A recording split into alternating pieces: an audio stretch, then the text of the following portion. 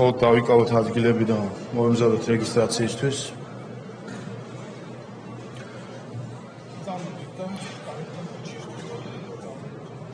მანამ დავიწყებთ რეგისტრაციას, მინდა მივესალმო საქართველოს პრემიერ-მინისტრს, საქართველოს მთავრობას, მივესალმო კონსტიტუციურ ორგანოების წარმომადგენლებს, მივესალმო საქართველოს საპატრიარქოს წარმომადგენლებს, მივესალმო აჭარის და აფხაზეთის ავტონომიური რესპუბლიკების წარმომადგენლებს, ქალაქ თბილისის მერს, საკრებულოს თავმჯდომარეს. გთხოვთ მოემზადოთ რეგისტრაციისთვის, გთხოვთ ჩართოთ რეგისტრაციის რეჟიმი.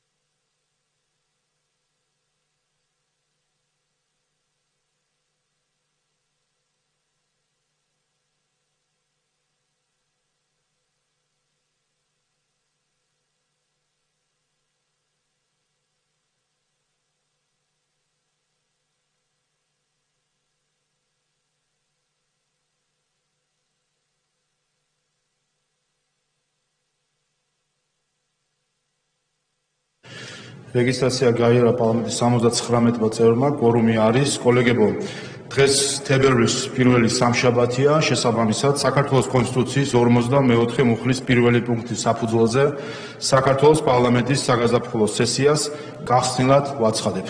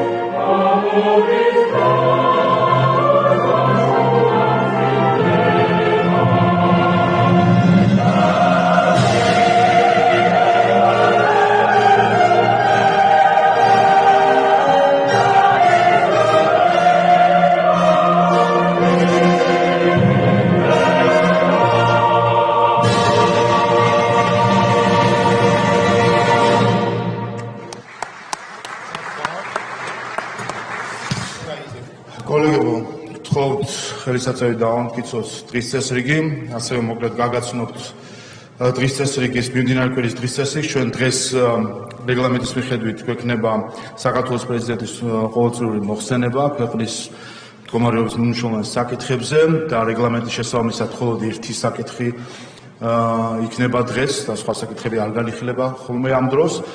ჩვენ საგაზაფხულო სესიის პირველი კვირას გვაქვს კანონპროექტები მისაღები, ხვალ და ზეგ გვექნება კანონპროექტების განხილვა და კენჭისყრა. არსებული დღის წესრიგიდან გამომდინარე, როგორც ახლა ჩანს, პარასკევს პლენარული სხდომის საჭიროება არ იქნება, ამიტომ ვიმუშავებთ ხუთშაბათის ჩათვლით, გვიქნება რამდენიმე კენჭისყრა ხვალ და ზეგ. დღეს კენჭისყრა არ იქნება, როგორც კი მხოლოდ ერთი საკითხი არის. შესაბამისად დღეს გახლავთ მხოლოდ ერთი საკითხი, პრეზიდენტის ყოველწლიური მოხსენება, სანამ გადავალთ დღის წესრიგის ამ საკითხზე, დარბაზში შემოვანს საქართველოს პრეზიდენტი. ქალბატონებო და ბატონებო, საქართველოს პრეზიდენტი ბატონი მიხეილ ყაბელაშვილი.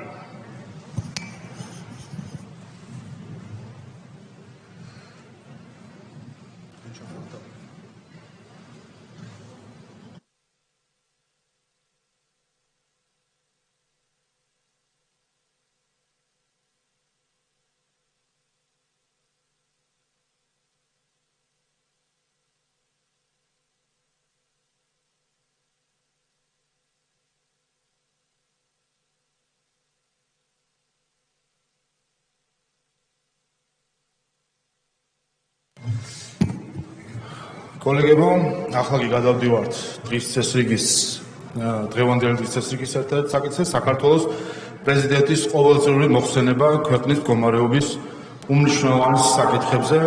ბატონ პრეზიდენტს ვთხოვთ ტრიბუნაზე.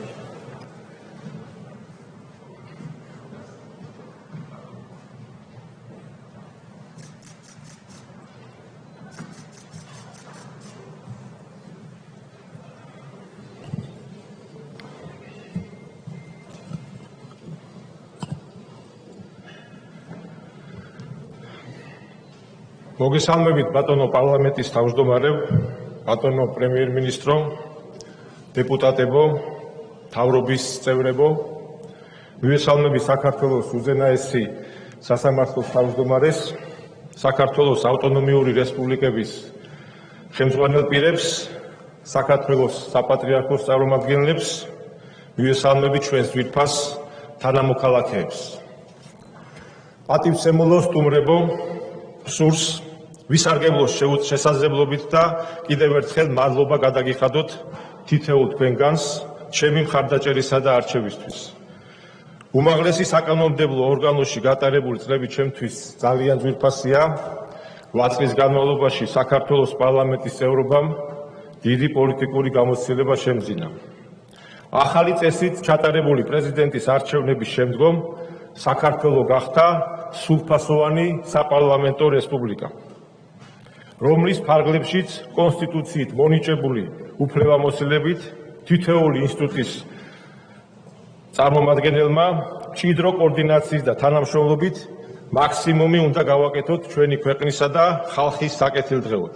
განსაკუთრებული წარმატება მინდა უსურვო მე-11 მოწვევის პარლამენტს. დარწმუნებული ვარ, მომავალი 4 წლის განმავლობაში ჩვენ აქტიურად ვითანამშრომლებთ. ჯერა, რომ ეს იქნება ჩვენი ქვეყნის ეროვნული ინტერესების გაძლიერების 4 წელი.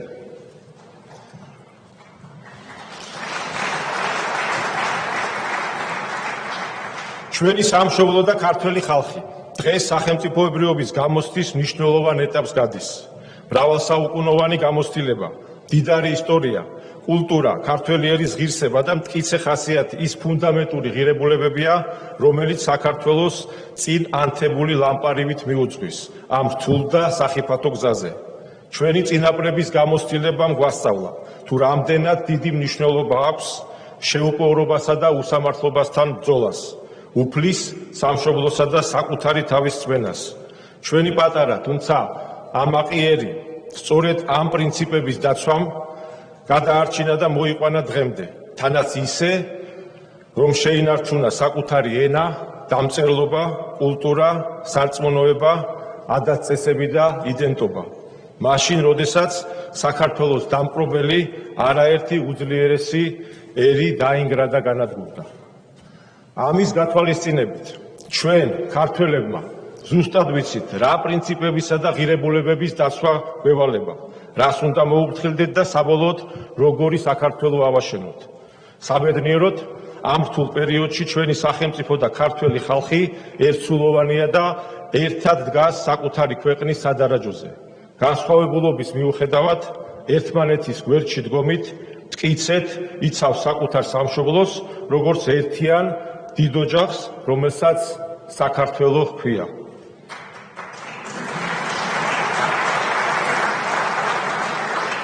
სწორედ 26 ოქტომბრის არჩევნები იყო ნათელი დადასტურება იმისა, თუ სად დგას ქართველი ხალხი, რას იცავს და რას ნიშნავს მისთვის საქართველო. ამ დღეს ქართულმა საზოგადოებამ აირჩია მშვიდობა და განვითარება, ტრადიციების, ღირებულებების, სარწმუნოების, ოჯახისა და ღირსების დაცვა. უარი უთხრა ფსევდო-ლიბერალურ იდეოლოგიას, რომელიც საფრთხეს უქმნის ჩვენს იდენტობას და თვითყოფადობას. სურთ თუ არა, ქვეყნის შიგნით და გარეთ ყოფ საქართველოს არაკეთილმოსურნე ძალებს მოუწევთ მიიღონ ქართველი ხალხის უმრავლესობის არჩევანი და პატივის სცენ მას.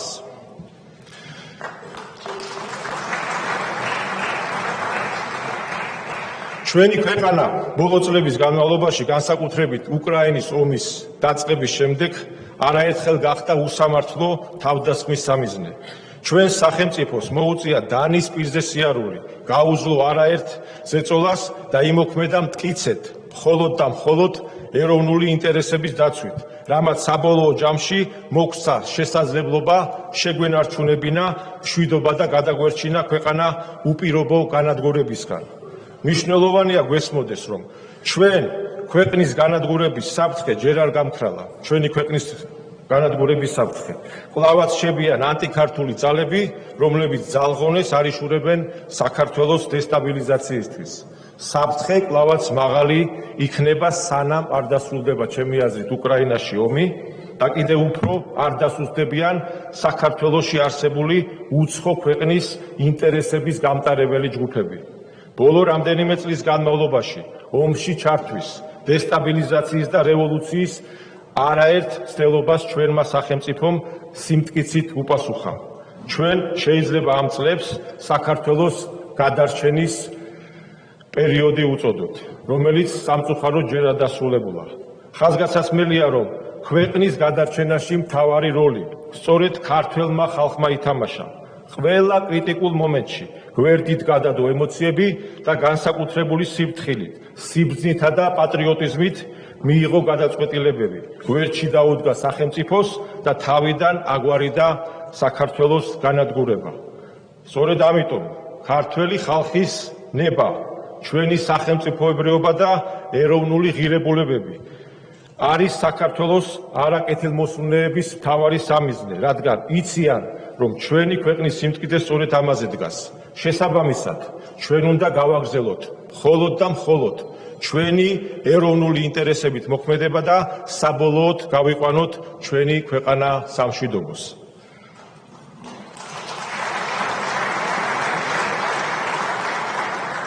ამ პერიოდში ქართველმა ხალხმა რეალურად იგრძნო თუ რას ნიშნავს ქვეყანაზე ზრუნვა და პასუხისმგებლობა. რამდენად მნიშვნელოვანია თითოეული მოქალაქე იცავდეს და უფრთხილდებოდეს თავის წილ საქართველოს, ამაყობდეს საკუთარი ქვეყნით და იდგეს სამშობლოს სამსახურში. ამ პროცესების გააზრება გვარწმუნებს, რომ სამშობლოზე ზრუნვა და მოფრთხილება საჭიროებს მუდმივ უწყვეტ პროცესს ქართული საზოგადოების მხრიდან, რომელიც აუცილებლად უნდა გაგრძელდეს. დარწმუნებული ვარ, წინ გველის უფრო დიდი აღმავლობის, გაძლიერების და გაერთიანების პერიოდი, იმისათვის, რომ ჩვენ ამ მიზანს მივაღწიოთ. კვლავ გვჭირდება სახელმწიფოსა და ქართველი ხალხის ერთობა, რომელმაც ჩვენი ქვეყანა განადგურებას უნდა გადაარჩინოს.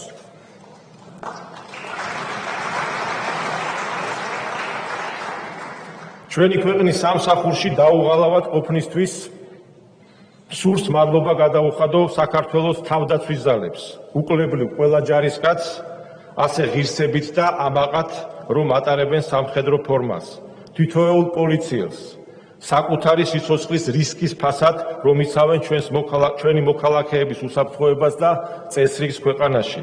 მადლობა მეხანძრე მაშველებს თავდაუზოგავი შრომისთვის. დიდი მადლობა ღირსეულ, პატრიოტ საჯარო მოხელეებს, რომლებიც პატიოსნად ასრულებენ დაკისრებულ მოვალეობას და უზრუნველყოფენ სახელმწიფოს გამართულ ფუნქციონირებას.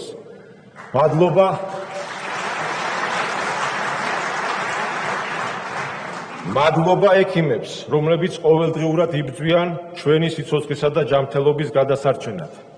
განსაკუთრებული სითბო და სიყვარული მსურს გამოვხატო ჩვენი პროფესორ-მასწავლებლების მიმართ, რომლებმაც არაერთი თაობა აღზარდეს და რა თქმა უნდა მათი ღვაწლი ფასდაუდებელია. მადლობა თითოეულ სპორტსმენს და კულტურის სფეროს წარმომადგენელს, ვინც საკუთარი გამარჯვებითა და წარმატებით აერთიანებს და აძლიერებს საქართველოს. მადლობა თითოეულ იმ ადამიანს, ვინც საკუთარ საქმეს კეთილსინდისიერად ასრულებს და თავის წილ პატარა აგურს დებს ჩვენი ქვეყნის მშენებლობაში.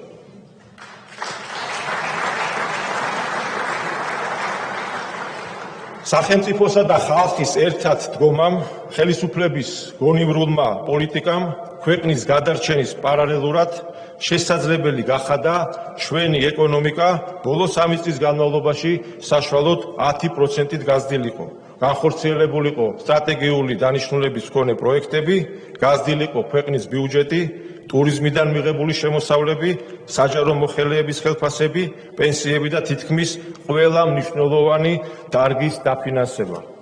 ნიშანდობლივია, რომ ჩვენ ეს ყველაფერი მოვახერხეთ მსოფლიოში მიმდინარე ომების, კრიზისებისა და ეკონომიკური პრობლემების ფონზე. ჩვენი ქვეყნის ეკონომიკური და კვლავ წარმატებით გრძელდება, ამ მიმართულებით მოწინავე პოზიციებს ვიკავებთ. ამ მომენტისთვის ხორციელდება არაერთი მნიშვნელოვანი ინფრასტრუქტურული პროექტი, რომელიც მიმართულია ჩვენი ქვეყნის გაძლიერებისაკენ. საქართველოს ყოველწლიურად უფრო და უფრო მიმზიდველი ხდება ინვესტორებისთვის, რომ არა მშვიდობისა და სტაბილურობის უზრუნველყოფა. ჩვენ ვერ შევძლებდით ამ ყველაფერს. ყველას კარგად უნდა გვესმოდეს მშვიდობის განსაკუთრებული ფასი. მის გარეშე შეუძლებელია ვისაუბროთ რაიმე სახის განვითარებაზე და წარმატებაზე. თითოეული ჩვენგანი კარგად უნდა ვაცნობიერებდეთ, რომ სამშვიდობო პოლიტიკა, ეკონომიკური წარმატებები და კეთილდღეობის მაღალი დონე არის ის მნიშვნელოვანი ფაქტორები, რაც განსაკუთრებით გვაახლოვებს ჩვენ აფხაზ და ოს და-ძმებთან. ეს არის გზა, რომელსაც ალტერნატივა არ გააჩნია. ჯერა ჩვენ მალე შევძლებთ ერთად მოვიშუშოთ ომის იარები და გავაგრძელებთ ბედნიერ თანაცხოვრებას ერთიან, ძლიერ და აყვავებულ საქართველოში.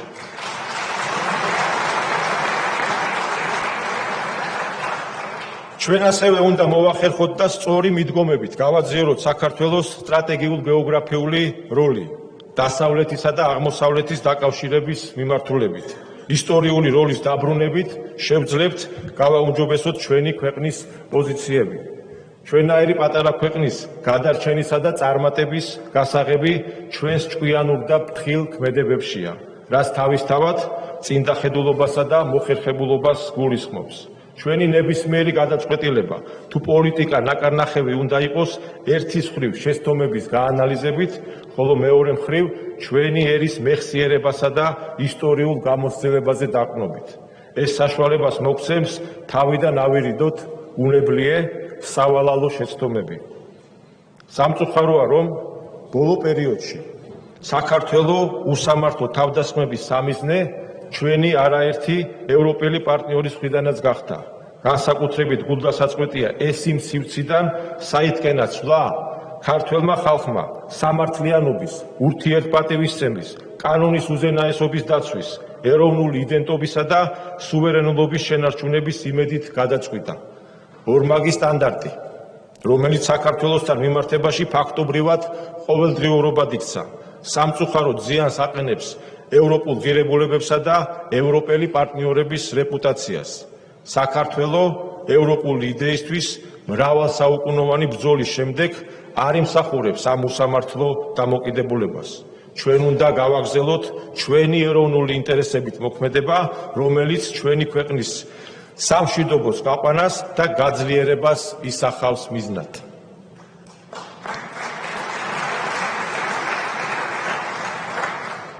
ამავე დროს სასიხარულოა, რომ ამერიკის შეერთებულ შტატებში დონალდ ტრამპის გამარჯვების შემდგომ დაიწყო ფსევდო-ლიბერალური წესრიგის ცვლილება მსოფლიოში. მე ამას დონალდ ტრამპის ეფექტს დავარქმევდი.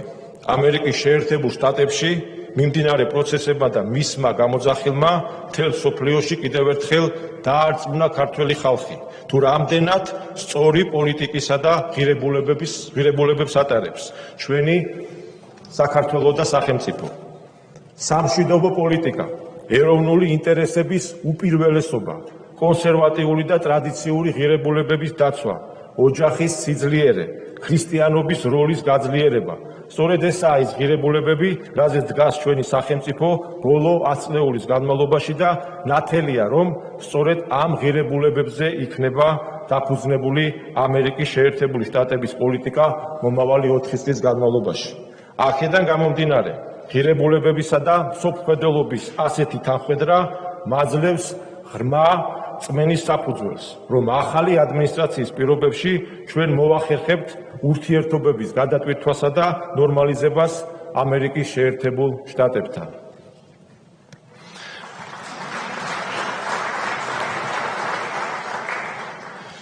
მე მსურს რამდენიმე სიტყვით შევეხო ცოტა ხნის წინ ჩემს მიერ განხორციელებული შეწყალების აქტს. ჩემთვის გაუგებარია გარკვეული ჯგუფების მხრიდან ატეხილი აჟიოტაჟი. არ მესმის როგორ შეიძლება არ გიხაროდეს რომ ადამიანებს ეძლევათ შესაძლებლობა დაუბრუნდნენ საკუთარ შვილებს, მეუღლეებს, მშობლებს და მეგობრებს. ჩვენ შემჭიდროვებულ ვადებში აქტიურად ვიმუშავეთ არაერთ უწყებასთან იმისათვის რომ ადამიანებს მალე შეძლებოდათ საკუთარ ოჯახებში დაბრუნება. ვისარგებლებ შემთხვევით და მადლობას ვუხდი აღნიშნულ პროცესში ჩართული თითოეული უწყების ხელმძღვანელს და წარმომადგენელს. ჩვენი მთავარი პრინციპი, რომლითაც ვიხელმძღვანელთ, იყო ბალანსის დაცვა ჰუმანურობასა და საზოგადოებრივ უსაფრთხოებას შორის. მაქსიმალური სიფრთხილით მოვეკიდეთ ამ საკითხს და სწორედ ასე გაგრძელდება მომავალშიც. არავინ გაბედოს და არ ცადოს პატიმრების ან მათი ოჯახების მდგომარეობით სპეკულირება. სასახაა რომ ჰუმანური აქტი კარგია, თუმცა ჩვენ მაქსიმალურად ორიენტირებული უნდა ვიყოთ დანაშაულის პრევენციაზე. სწორედ ამიტომ ჩვენ უნდა გავაძლიეროთ ჯანსაღი ცხოვრების წესისა და სპორტის პოპულარიზაცია. უნდა გავზარდოთ განათლების სისტემის როლი ახალგაზრდების განვითარებაში, ვიზრუნოთ სოციალური პოლიტიკის გაუმჯობესებაზე. ნარკომანიის წინააღმდეგ ბრძოლა ასევე იქნება ჩემი საქმიანობის ერთ-ერთი ძირითადი მიმართულება. ამ ყველაფერს მთლიანობაში პრევენციული ხასიათი ეგნება და უზრუნველყოფს, რომ რაც შეიძლება დაბალი იყოს დანაშაულში ჩართულობის რისკები ჩვენ საზოგადოებაში, განსაკუთრებით კი ახალგაზრდებში. ჩვენ ვნახეთ თუ როგორ გააერთიანა სპორტულმა მიღწევებმა და წარმატებებმა ჩვენი საზოგადოება. რამდენად სიყვარულით სავსე იყო ქართველი ხალხი ყოველი გამარჯვების დროს. ჩვენ გვყავს ჩვენი ხელსახელოვანი სპორტსმენები, რომლებიც ამის მონაწილე არიან და ყველა გაგვახარეს და კიდევ ერთხელ ამ ბიჭებს დიდი მადლობა იმისთვის, რომ გაახარეს ჩვენი ერი. ასევე უდიდესია კულტურის სფეროს როლი, რომელიც სიამაყით ავსებს თითოეულ ქართველს და აერთიანებს საერთო ისტორიის, კულტურისა და იდენტობის გარშემო. სწორედ ამიტომ მიმაჩნია, რომ საზოგადოებაში ხელოვნური პოლარიზაციის ფონზე სპორტმა და კულტურამ განსაკუთრებული გამაერთიანებლის როლი უნდა ითამაშოს. მე ვაპირებ წარმატებულ ჩვენთვის საყვარელ სპორტსმენებსა და კულტურის სფეროს წარმომადგენლებთან ერთად არაერთი საინტერესო იდეის განხორციელებას, რომელსაც ახლო მომავალში გავაცნობ საზოგადოებას. ასევე ძალიან მნიშვნელოვანია, რომ ყურადღების მიღმა არ დაგვრჩეს დემოგრაფიული საკითხები. ჩვენ ისედაც პატარა ერი ვართ და არაერთი გამოწვევის წინაშე ვდგავართ. ამიტომ მნიშვნელოვანია სახელმწიფომ იზრუნოს ოჯახების გაძლიერებაზე, იმ პირობების უზრუნველყოფაზე, რომელსაც პოზიტიური ეფექტი ექნება დემოგრაფიული მაჩვენებლის გაუმჯობესებაზე. მიმაჩნია, რომ აღნიშნული საკითხი განსაკუთრებულ ყურადღებას იმსახურებს ჩვენი მხრიდან, ჭირდება საფუძვლიანი კვლევა და შესაბამისი სტრატეგიის განსაზღვრა უწყებათა შორის კოორდინაციის საფუძველზე. ამავე დროს მინდა განსაკუთრებული მადლობა გადაუხადო საპატრიარქოს და უშუალოდ პატრიარქს იმ უდიდესი ღვაწლისთვის, რასაც მრავალი წლის განმავლობაში ახორციელებს ჩვენი ერის გადასარჩენად და გასამრავლებლად.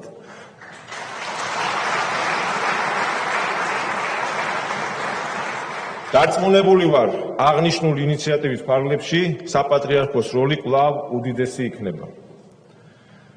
დასასრულს სურს კვლავ დაუბრუნდეთ თავს მოხვეულ ხელოვნურ პოლარიზაციას. სამწუხაროდ ამ პროცესში აქტიურად იყენებენ არაერთ გულწრფელ და გულანთებულ ახალგაზრდას. კარგად მახსოვს ჩემი თავი, როდესაც ახალგაზრდა ვიყავი, ვიცი რამდენად მოჭარბებულია ემოციები ამ პერიოდში, რამდენად იმპულსური, მეამბოხე და ფეთქებადი ხარ. როგორი მძაფრია შეფასებები და განწყობა ამა თუ იმ საკითხის მიმართ. სწორედ მსგავს ემოციებზე თამაშობენ ჩვენი ქვეყნის არაკეთილმოსურნეები. ჩემთვის წარმოუდგენელია არსებობდეს ქართველი ადამიანი, ვინც არ ეთანხმება ჩვენს ქვეყანაში მშვიდობას, სტაბილურობას, ჩვენი ტრადიციებისა და ღირებულებების დაცვას, ქვეყნის განვითარებას და კეთილდღეობას. თუ კი არსებობს ასეთი ადამიანი, ის არ ემსახურება ჩვენი ქვეყნის ინტერესებს. ძვირფასო ახალგაზრდებო, ჩვენ ქართველები განსხვავებული შეხედულებების მიუხედავად წარმოუდგენელია ვიყოთ ერთმანეთის მტრები. ჩვენ გვაქვს ერთი ენა, ერთი კულტურა, ერთი ისტორია, ერთი სამშობლო, რომელსაც მოფრთხილება სჭირდება. თუ კი ჩვენ ეს ყველაფერი გვაერთიანებს, როგორ შეიძლება სხვა დანარჩენ საკითხებში განსხვავებული შეხედულებების გამო უარი ვთქვათ ერთმანეთზე და ერთმანეთთან საუბარზე. დამეთანხმებით, რომ ნებისმიერი კრიტიკულად მოაზროვნე ადამიანი აუცილებლად უშვებს, რომ სადღაც შეიძლება ცდებოდეს. ადამიანს უნდა შეეძლოს საკუთარი შეცდომის დანახვა და აღიარება, სიმართლისთვის თვალის გასწორება. ჩვენ განსხვავებულობის მიუხედავად მოგვიწევს გავაგრძელოთ ერთად ცხოვრება. ამიტომ უნდა შევძლოთ რეალობისთვის თვალის გასწორება და ერთმანეთთან დიალოგი. ჩვენ უნდა შევძლოთ და ვაჯობოთ სიბრაზე საკუთარ თავში. მოვახერხოთ და მოუფრთხილდეთ ერთმანეთს. განსხვავებულობის მიუხედავად უნდა დავდგეთ ერთად და დავიცვათ ჩვენი ღირებულებები. ჩვენ ერთად დგომით შეგვიძლია საბოლოოდ ავაშენოთ ერთიანი, ძლიერი და დამოუკიდებელი საქართველო, რომელიც თითოეული ქართველის გულში ცოცხლობს. გაუმარჯოს ერთიან, ძლიერ და დამოუკიდებელ საქართველოს. ღმერთი იყოს ჩვენი მფარველი. დიდი მადლობა.